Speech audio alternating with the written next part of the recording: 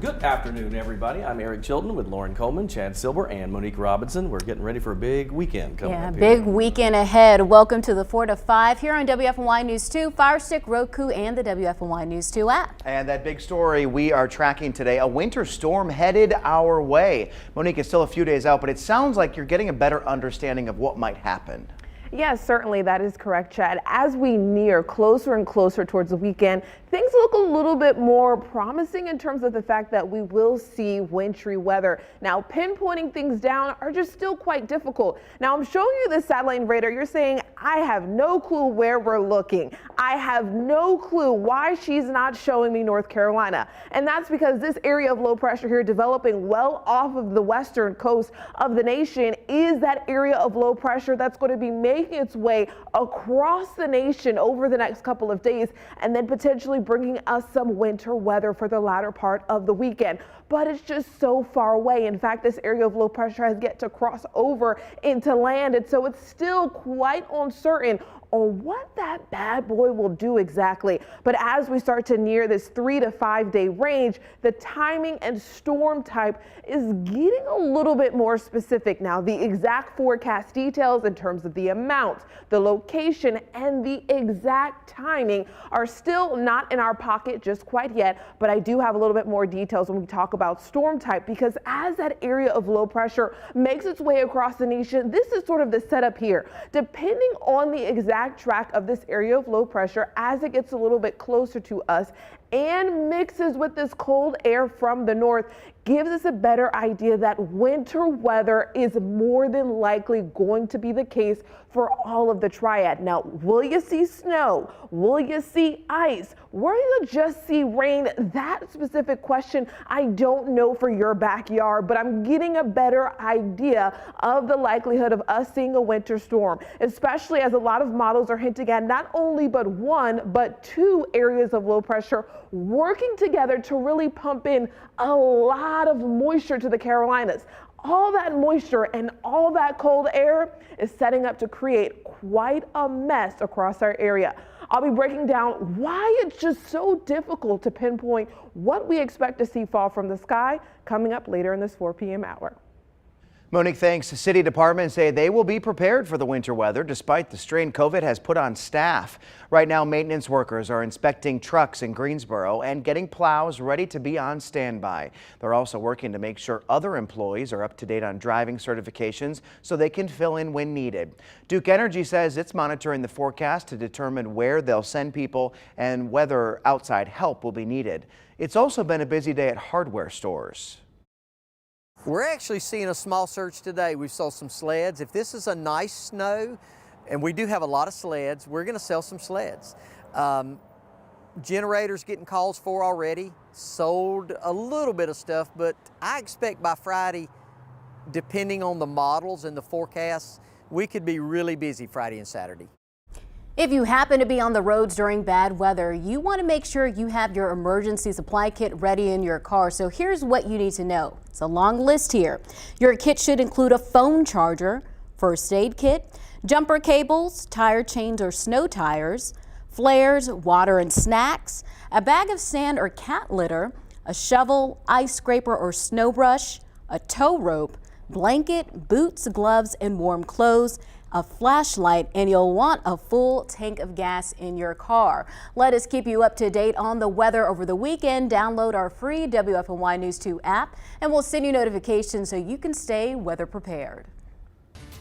Well, new at 4, we're learning that Coach K will miss tonight's game against Wake Forest University. Wake is hosting tonight's game, which was set to be Coach K's last appearance in the Triad as Duke's head coach before his retirement. Now, Duke's men's basketball tweeted out that Coach K will miss the game because of a non-COVID related illness.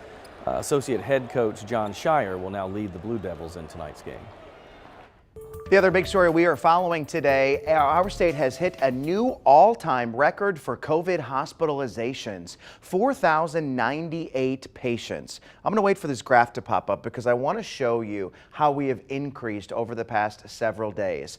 It's more than 100 patients higher than the record that the state set a year ago. The record was actually set a year ago tomorrow, so almost exactly a year. I've highlighted in the upcoming graph that so apparently our graphs are frozen. I'm going to go past this story because we're going to bring it back. I want to show you how our numbers have changed recently. And of course, here we are. Would you like me to go back to this? I'm going to talk about it. We're going to get back with Chad in a second because he has some big news with those COVID numbers. But next, a new report from the Associated Press says some scientists in the UK are beginning to see their wave of Omicron peak, and the U.S. is right behind. Data scientists with Cone Health say that's not far off. Models are showing the U.S. is on track to peak in Omicron cases in the next week or two, if we haven't already. Now, the peak means that we have the largest number of infected people in the population. So that's also important to keep in mind, is we still have to go on the other side of the peak. DeWitt says once we reach that peak, cases will still begin to drop steeply. He adds Omicron spread so quickly because of the window of infection period, which was much faster than the Delta variant. DeWitt explains a person could come in contact with someone who has the Omicron variant, then get sick in 2 to 3 days, compared to the Delta variant, which was 5 to 7. Because of that shortened time, you are more likely to spread and be infected much faster. So that's helping with this transmission. Okay, we're going to try this again. Again, our state has hit a new all-time record for COVID hospitalizations, 4,098 patients. It's more than 100 patients higher than the record the state set a year ago. I've highlighted now the last 17 days because hospitalizations have now gone up for that many days in a row. The increase has been rapid, too. Today's number is 1,000 more than it was just a week ago and 2,000 more than it was 2 weeks ago. In other words, our number has now doubled in 2 weeks.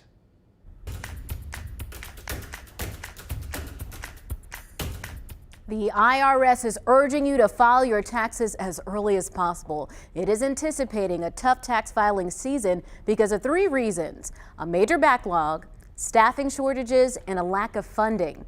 Tax filing season starts in less than 2 weeks. That's on January 24th. The IRS says you should file electronically to avoid delays. For the past 2 years, the IRS has pushed the tax filing deadline past April because of the pandemic.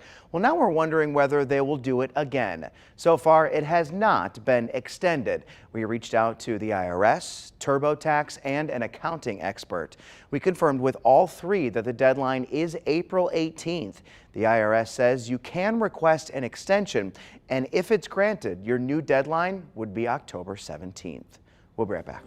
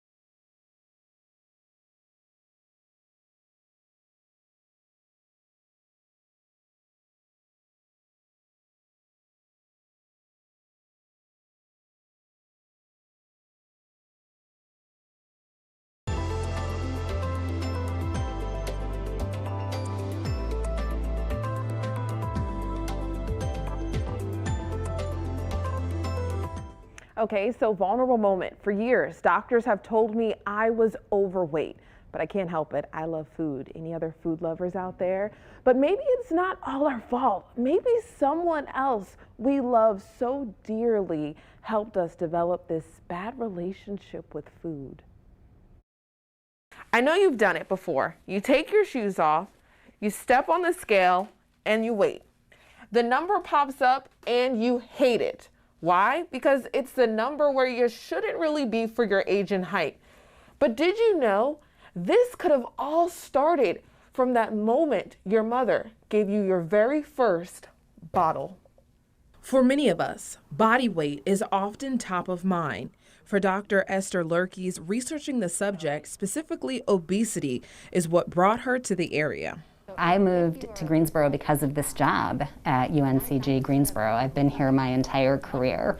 Today, Dr. Lurkes is the Associate Dean of Research for the School of Health and Human Sciences. She's trying to answer a question plaguing the nation. Why is America obese?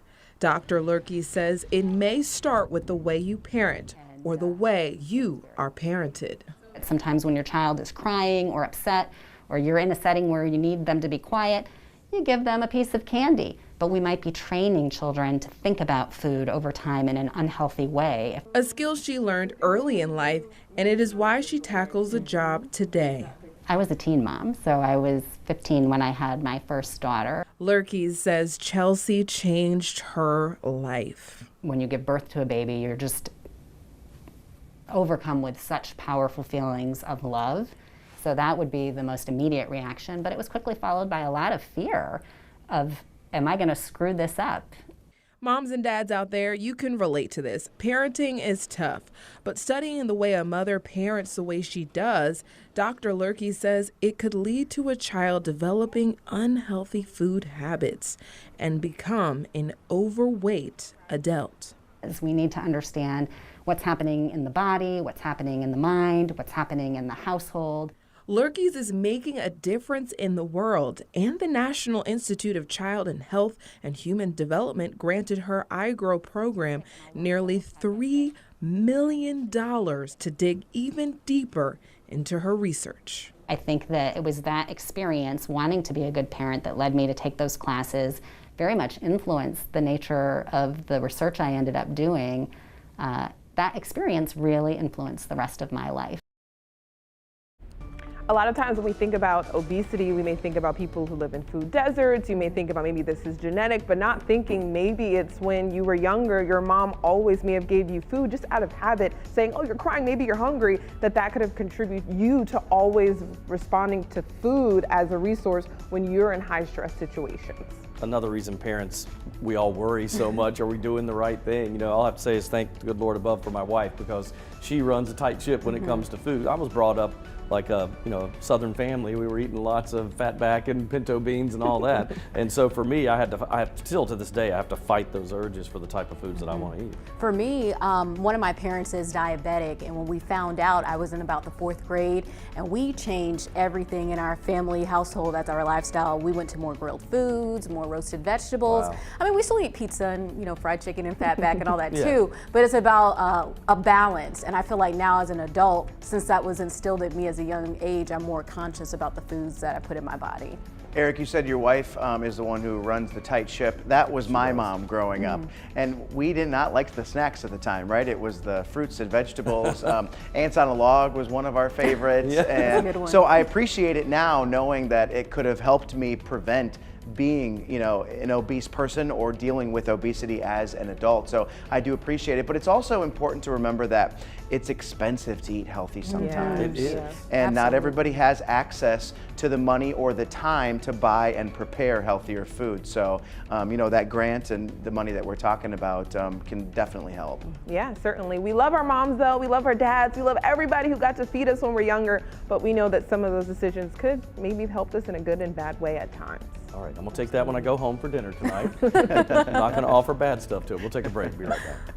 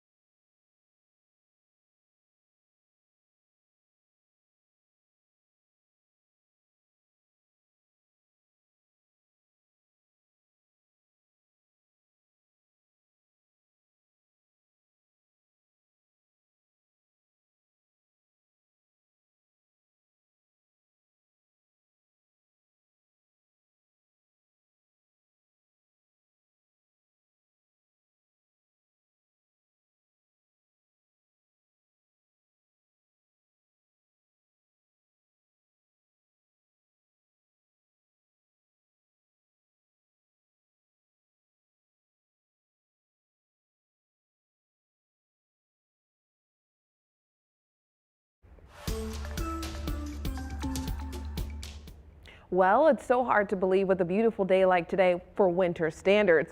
That week, are expecting weather conditions to be just messy for the latter part of the weekend. Current temperature in Greensboro, 48 degrees. Now, here's a look at the long range forecast. This is a forecast looking out specifically for days away from today, starting at Friday afternoon. Things staying clear through Friday and Saturday day. Then as we go into Saturday night, expecting some clouds to build into our area. Some spots could start to see some early signs of wintry weather. Then the real mess of things arrives going into your Sunday, continuing through your Sunday. And like I said, a wintry mix. We could be seeing snow. We could be seeing sleet. We could be seeing freezing rain. We could just see rain, all depending on how this system setup goes with that cold air and with that moisture aligning with it. Now, a lot of folks are just still like, okay, why don't you know if it's going to snow? Well, the margin, if you take the Earth's atmosphere like a slice of cake and you take the middle part, the chunk of it, if there's warm air right in the middle, that can help to melt some of that snow as it falls. That warm air, even if it's just from 32-degree freezing point to 32.1, just a small margin could melt that snow. And then depending on how large of a chunk of air that is, it could be potentially freezing rain if it's very large. And if it's a shallow bit of warm air, we could be seeing sleet because then it refreezes once it reaches the ground. That full 7-day kind of showing you here for the first time for this 4 p.m. hour. All right, I want you to check this out. The fire department in my hometown of Eagle River, Wisconsin, just finished building an ice castle. They have done this for many years, dating back decades. The ice they use is actually cut from a nearby lake. They'll take huge cutting machines out onto the lake once the ice is thick enough. They'll then cut it into 2,000 blocks and transport them downtown, where they will construct a huge ice castle filled with lights. There are plenty of years when the castle just isn't possible because it's been too warm to create ice on the lake that's thick enough. It's certainly been cold enough this year. Temperatures during the 4-day project hovered around 0 degrees for the high. Now, all these people who put this castle together are firefighters and volunteers, and they build the castle in honor of those who have passed. It's such a cool tradition. I remember seeing this as a child. Just really neat to see something so magical. You said it's like 3 stories tall? It's huge. That's I mean, you can see in that picture there, I mean, how it compares to the guys who were there. And it'll stay up for a while. I mean, you might think, well, they're ice blocks, how long can it last? Quite a bit, months even, because it's always so cold up there in the winter. This is so amazing. I saw you post this on your Facebook page, and the first thing I thought was, how long did it take for them to do this, and where did they get all that ice from? Right. So I'm glad you broke down how they build this together.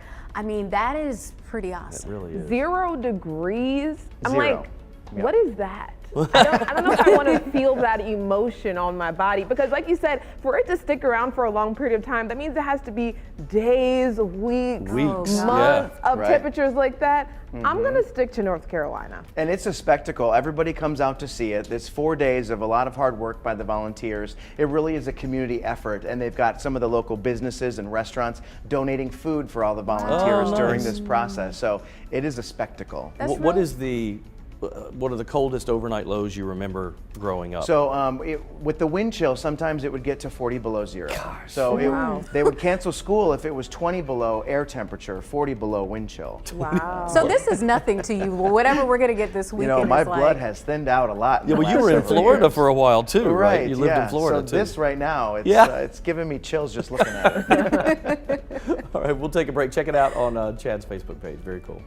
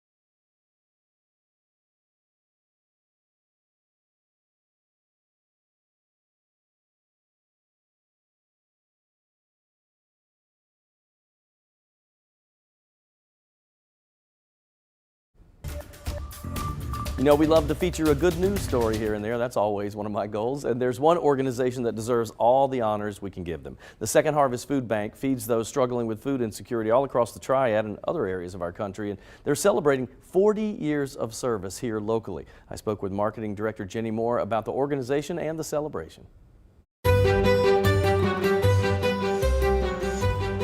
Jenny, this is big, 40th anniversary. I don't think I realized that you guys had been around that long, but you talk a little bit about the history of this organization. It's such a great organization. The whole food bank movement actually is about as old as we are, which is 40 years. Around that time and a little bit before the 1980s, all across the country, people were beginning to look at the fact that, really notice the amount of food that was perfectly edible that was going to waste. Ultimately birthed the food bank movement. We're working very closely with the retail industry. It was like, yeah, if you've got a place that we can put it and you're going to put it to good use and we'll do some safety inspections, have at it. Explain to people who aren't familiar exactly what you guys do and how many people you serve, because the numbers to me are pretty astounding. So what we do primarily is serve as a source of food and capacity building resources, so grants and other resources, educational tools for a network of on-the-ground local food assistance agencies, food pantries, soup kitchens, and the like across 18 counties of Northwest North Carolina. And we are now serving approximately 500 of those kinds of programs. And in some cases, they're actually getting prepared meals that are our community meals program. We have the capacity to now prepare meals, seal them up, safely send them out. So we have a few Meals on Wheels routes as well. So, 40th anniversary, surely there's something big about to happen here. Right. Well, I have some exciting news. We'll be kicking off this year, our anniversary year, with a very special announcement with our good friends at Food Line Feeds. They are going to attend our first Providence Culinary Training graduation for the year. We've invited them to that, and they're going to make a very, very special announcement to kick off our year. This is great. I'm sure a lot of people are going to watch that announcement live on your Facebook page. Yes, please, live on Facebook, 12 noon Friday. Tune in. Very cool. Thanks, Jenny, for your time today. Good luck. Great organization, been around a long time. That announcement on Friday is pretty big. In fact, they said we can't tell you all this, so Our lips are sealed. Zipped up. We just know that it's something big Friday at noon on their Facebook page, so check it out. It's such a great organization, and I know they've been around 40 years, but within the last couple of years, I know the community really leaned on them, as a lot of people, they were laid off of work and needed that food to come in. So it's just great to see how they've come along across the years and what's to come. And they supply 500 different food bank type organizations, 500 across our area and the Northwest Piedmont. And she said they're up to more than 50 million pounds of food that they give away every year. That is a lot of food. And this is good food, good quality food. Oh, yeah, you saw the video there. It's really good. And the other thing too, if you're not familiar with them, check them out online, but definitely watch on Friday for that big announcement. That would mean a lot to those folks. I'll tell you, the workers there put their heart and soul into that company. They always have. We've partnered with them here at Channel 2 many times on different things. They're good people, so check it out. All right, well, be looking for Friday for that big announcement. We'll be back.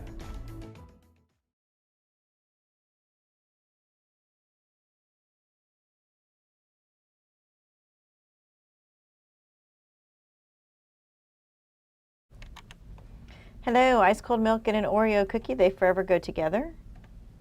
Ha ha ha.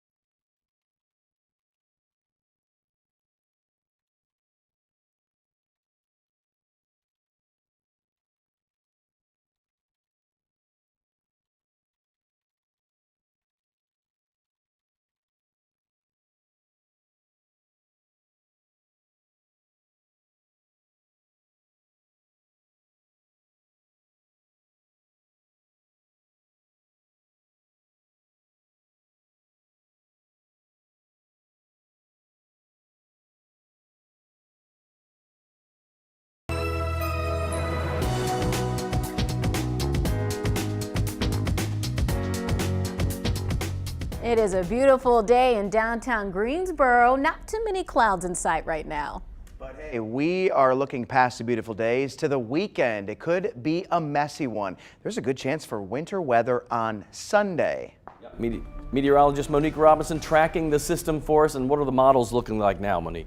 Well, the models are looking a little bit more consistent in the fact that a winter storm is very much so possible for the triad as we go into this weekend. Now, still quite uncertain as what that includes. And is that snow? Is that ice? Is that freezing rain? Are we talking sleet? I mean, all those questions are still in play. But here is what we know as of now. Just giving you the information I know. I'm not trying to hold back anything. I'm giving you what I got. A significant winter storm is likely for the triad on Sunday. Now, what it is likely again, not the case, but likely, not saying that this is exactly what will occur, but it is likely to start out as snow, change to sleet, and then possibly freezing rain. In the event of all that happening, that means we're going to see difficult travel conditions, and that means power problems are very much so possible. Before we get to that, though, for this weekend, things are going to be dry and quiet around this parts of the woods. But I do want to just give you a little heads up that it will be quite windy as we get towards the latter part of this week. So not going into the weekend just quite yet, but going into the latter part of this week. Friday, Wednesday, windy day for certain. Thursday, winds are calm, but as we go through the day on Friday, we will have gusty winds at time. This is just setting the stage for a messy weekend. We're not looking at any other factors along which is winds and partly cloudy skies for your day on Friday, but the wintry mess arrives for the weekend. Here's a look at just a 3-day week. Saturday, during the day should be quiet. Overnight clouds build in. Could see some early signs of wintry weather at night. Going into your Sunday, that's the day to target on your 7-day for wintry weather throughout the day on Sunday. Monday, skies should clear early, and by the afternoon we should be clear, but the impacts will still be lingering through your Monday, especially if we do get all that snow, sleet, freezing rain. If we see that all, we will be dealing with impacts for days after, and that would include on Dr. Martin Luther King Day on Monday. Now, as this forecast becomes clearer, we will keep you up to date by sending you push alerts to your phone. To get them, you've got to download the free News 2 app if you want alerts from us about the weather. So we've seen the number of people getting tested for COVID jump, pushing our rate of tests returning positive way up. And when it comes to the 2 different types of tests, the rapid antigen you can take yourself or the PCR test, which is completed in a lab, which one should you get and why? Let's verify.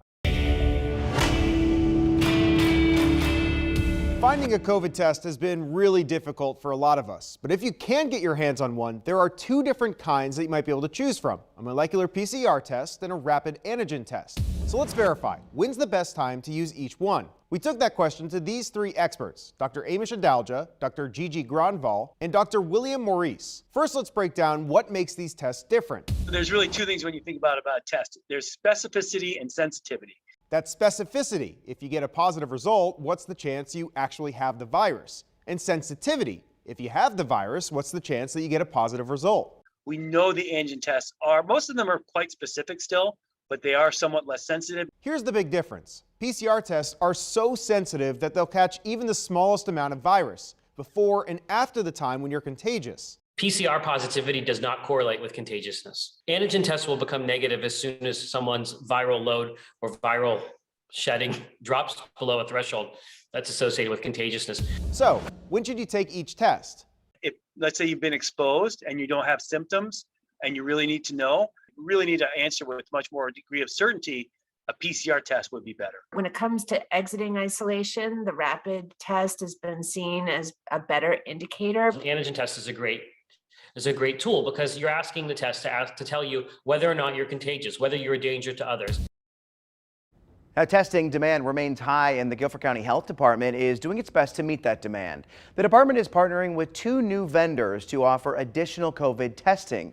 You can now get tested at a clinic on Northline Avenue or at the National Institute for Molecular Diagnostics on Meadowview Road.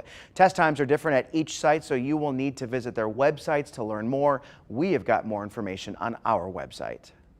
Yet another twist in the visa battle for Novak Djokovic after the tennis star admitted he broke COVID rules in his country. This revelation comes as immigration officials decide whether or not he'll play in the Australia Open next week. Novak Djokovic is back on the tennis court, training to defend his Australian Open crown, but a series of faults threatens to keep him out of the tournament.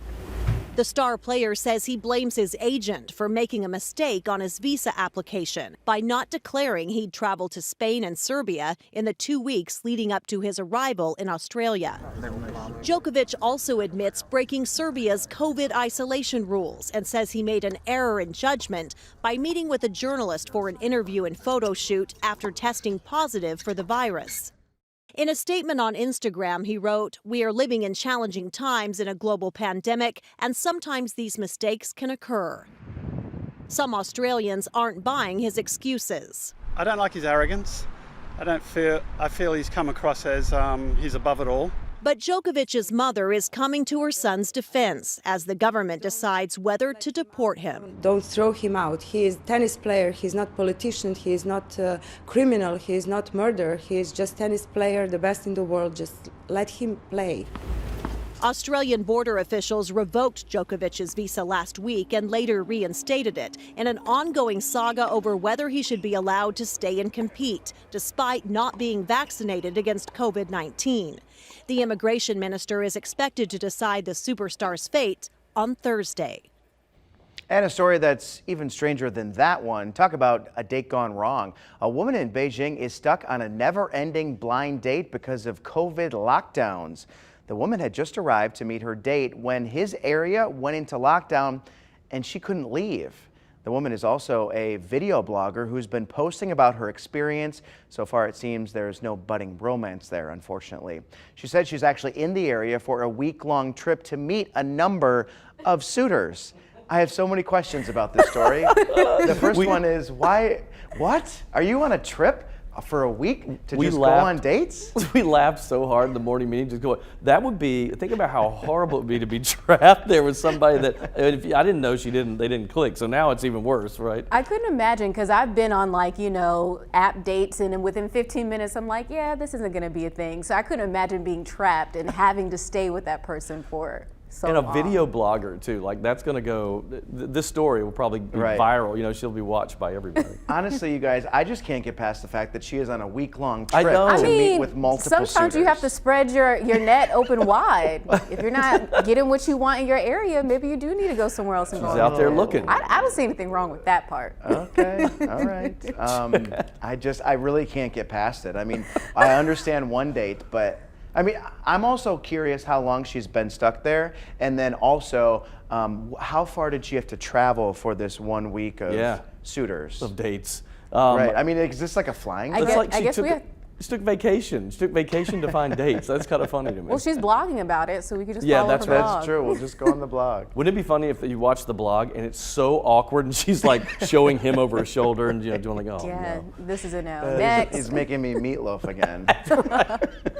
Bologna sandwiches one more time. I think are we moving on to Tanya? Yeah, we're gonna see what Tanya does. Okay. She needs to save this broadcast right now.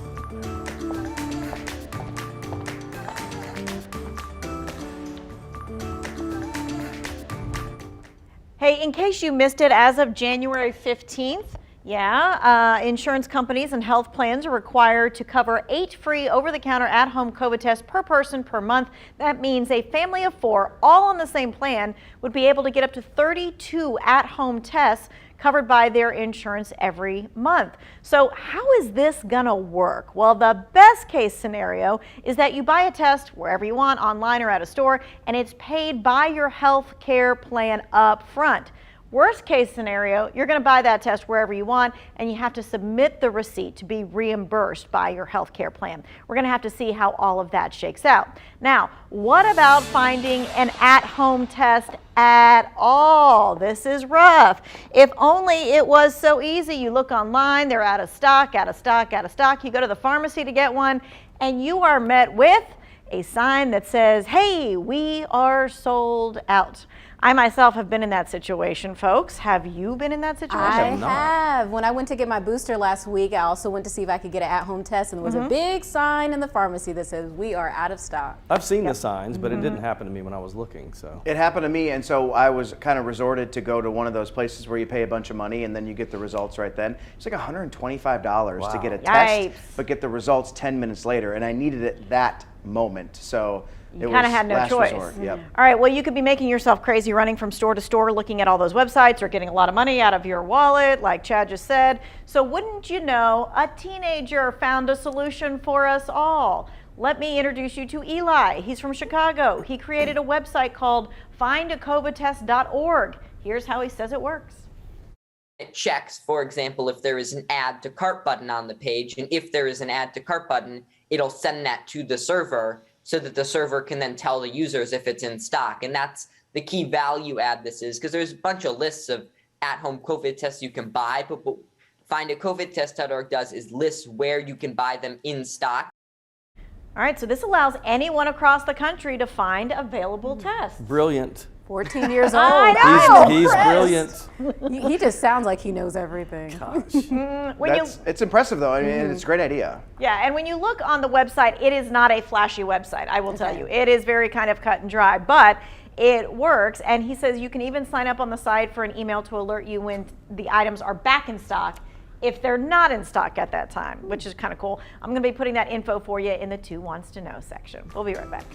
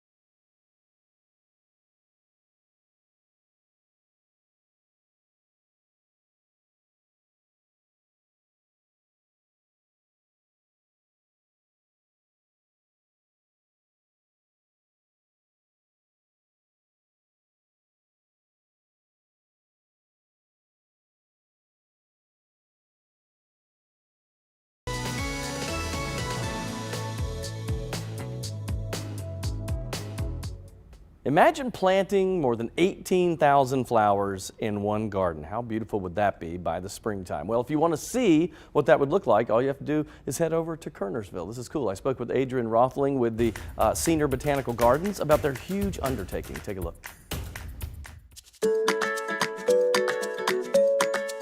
So Adrian, this is really cool. I know you guys are kind of in full-on prep mode right now for the explosion that happens there with color in the spring. Tell me what you guys are up to. Well, here we are in the middle of January, and a lot of people would think, why are you guys planting bulbs? Shouldn't you have done that in the fall? Well, yeah, the answer is always yes. But in North Carolina, the ground really doesn't freeze a whole lot. And the rarity that it does, it's usually January and February, which is typically our coldest months of the year. So ideally, we have all the way until like the beginning of January to get all your bulbs in the ground. So what kind of numbers are we talking about here? Because you guys plant just a few more than most of us at home. This year is actually kind of a, it's not as many as it used to be. It's only 18,000 this year. Only 18,000. That's amazing. All right. So how long does this take before they finally come up and we get to see all the tulips and daffodils? So as long as we get all 18,000 planted by hopefully January 15th, then we should be good to go. See, bulbs, tulips and daffodils ideally need 6 to 8 weeks of cold temperatures, freezing temperatures, if you will, to do their thing, to make sure that they come up well and burst into color in end of March, beginning of end of March, and going all the way through April. And I don't think people realize, like, this is kind of your Super Bowl, right? I mean, this is what draws them in. How big of a draw is this once they're all in full bloom?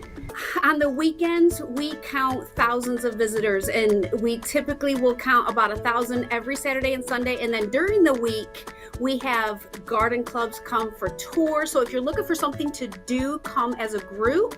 We'd be happy to provide a docent or even one of the staff here to lead you on a tour and talk about all the different varieties. But April in any garden is the busiest season because I think it provides a fresh awakening, and people are just so ready to give up winter and just get back outside and start doing things to enjoy your gardens.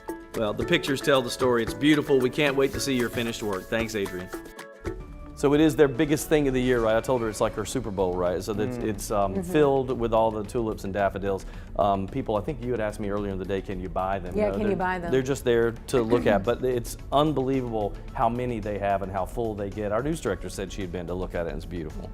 I love that. And I love that she also said as long as we can get them in by January 15th. Well, that's the day before the winter storm. So hopefully you better get it in there. Right, Yep. you won't have a choice. That seems like a great activity to do with the family, with some Yes. friends. Great for some selfie pictures because you know they said a lot of people come and take their pics there. So It's you know, she said thousands literally come in a week's time, and so one of the things they do, they have docents that go around, so if you want to ask questions about your garden, what to plant, when to plant it, they all have that information for you. something else to add on my list. Think of what it smells list like is- when you This walk is through getting there. longer and longer. I know. Yeah. Oh, you guys should do like a, you could field anchor from there. Yes, I think want that's a it good to be- idea. That's great. Boss, are you listening? Mm-hmm. Thank you, Chad. Let's Thank take the you. show on the You're road. welcome. Chad's always coming up with the ideas. We're going to take a break. We'll be back.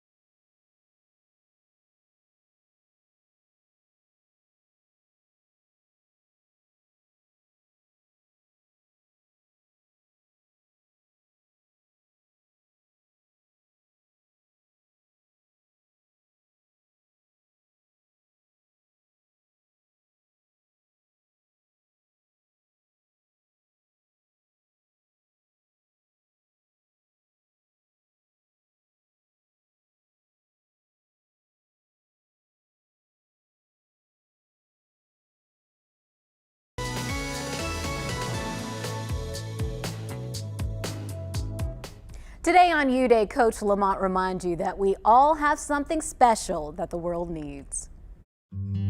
A little wave was bobbing along in the ocean. He was enjoying the wind and the fresh air as it traveled until he noticed that all the other waves in front of him were crashing against the shore. Oh my God, this is terrible, the wave thought. Look at what is happening to all the other waves, and I'll have the same fate. As fear set in, and in a state of panic, another wave came across and asked the little wave, "Why are you so distressed?"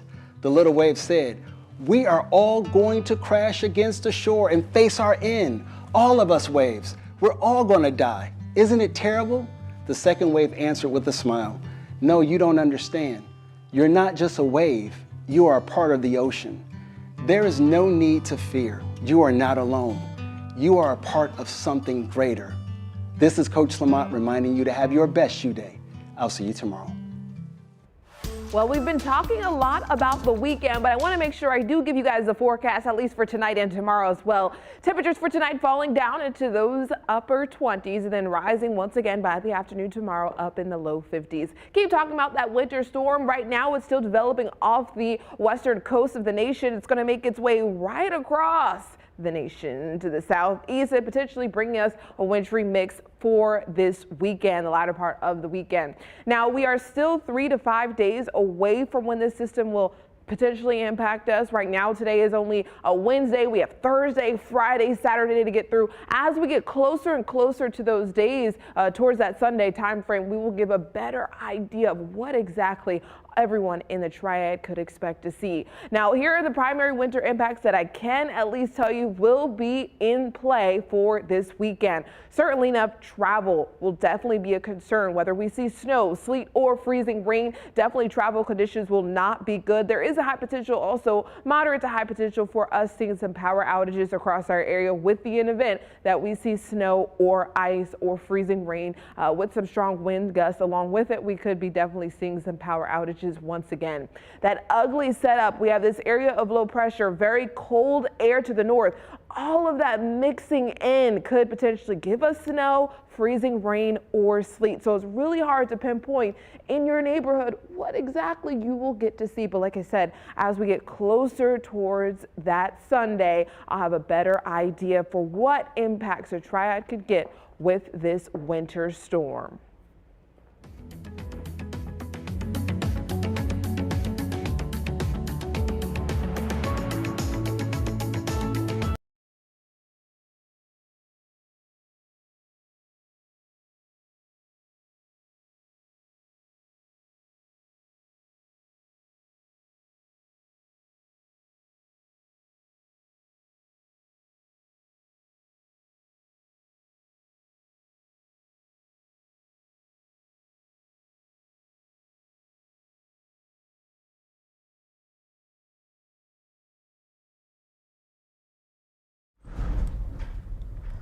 One, two, three, four.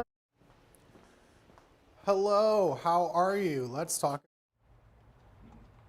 Hi there, Alabama. Sure. You're not special. Hi there, 1, 2, 3. Avery does not.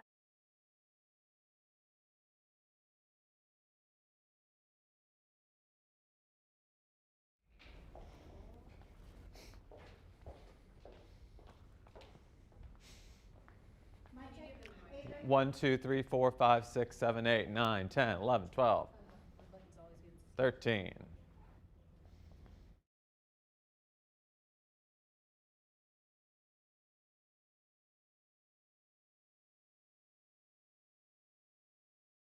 Jess, and now you're becoming Jess. Oh, what? Get out of here. I can't work with you. Oh, That is... mute yourself. It is muted. Mic check 1, 2, 3, 4, 5, 6, 7, 8, 9, 10. Mic check 1, 2. We're getting mixed minus. Oh, we got mixed minus. We have Please mixed minus all over. kill that wherever it's coming from.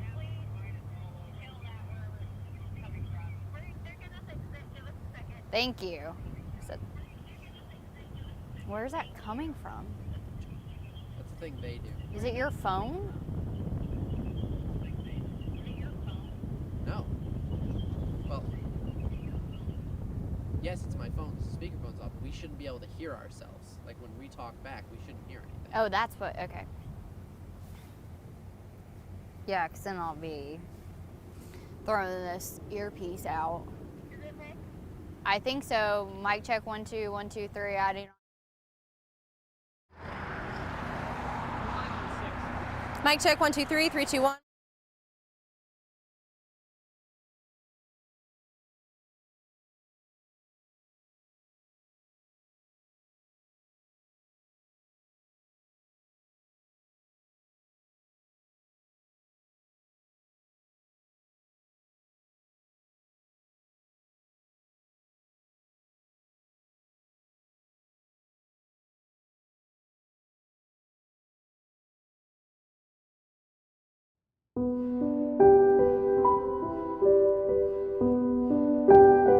It's time for My 2 cents. We talk often about the common COVID symptoms: shortness of breath, fever, and even loss of taste or smell. But what about COVID fatigue, emotional exhaustion brought on by the pandemic? It's a symptom many of us have had even if we've never actually contracted the virus. Just when we take a few steps forward in battling the pandemic, it feels like we're back at square one sometimes. Reports of breakthrough cases, reinstated mask mandates, and the rapid spread of the Omicron variant has many of us on edge. We're all in this together. There is light at the end of the tunnel. Words of motivation we tell our neighbors and friends as we try our best to stay optimistic during these difficult times. But if we're being honest, it's not always easy to keep a positive mindset. There are days I feel like I'm pushing a boulder up a hill. I ask myself, are we really going to get out of this thing? The stress and anxiety you may be feeling due to the pandemic is normal. It's okay to have sad moments, but how we cope is imperative to pushing this boulder of a pandemic over the hill. Maybe for you, that's going for a walk, journaling, or just talking to a friend. Whatever it is, remember, we really are all in this together. If we continue to do our part by protecting ourselves and our neighbors, we will get through this. That's my 2 cents. That's your 4 to 5. WFMY News 2 at 5 starts now.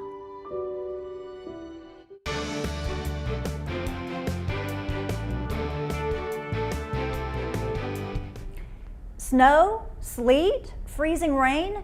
The Triad is getting ready for what could come this weekend. People are already out buying supplies and Department of Transportation crews are gearing up. Our chief meteorologist, Tim Buckley, joins us live now with what you want to know about the winter storm on the way. Yeah, that's true. We are still expecting a pretty major impact to North Carolina coming up this Sunday. Now, we're talking about a winter storm. I don't want you to think about it as a snowstorm specifically, because we're going to have